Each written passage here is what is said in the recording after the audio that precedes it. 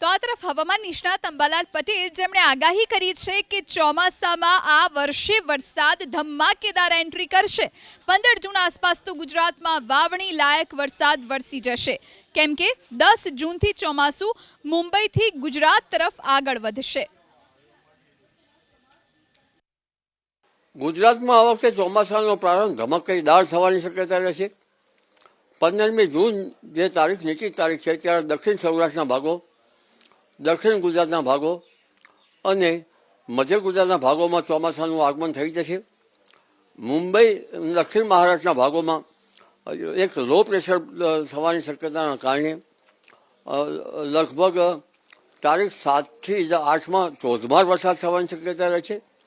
જનજીવન ઉપર અસર થવાની શક્યતા રહેશે।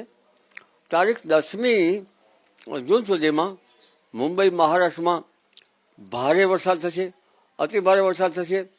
તારીખ 10થી 12 તારીખ સુધીમાં તો ગુજરાતના ભાગોમાં હળવાથી મધ્યમ વરસાદ થવાની શક્યતા રહેશે, ચોમાસું વરસાદ થવાની શક્યતા રહેશે।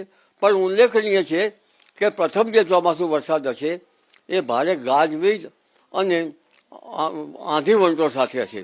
આ વખતે ગાજવીજનું પ્રમાણ વધારે રહેશે અને પવનની ગતિ એટલી રહેશે કે કાચા મકાનના છાપરા ઉડી જાય તેવી ગતિવિધિ રહેવાની શક્યતા રહેશે।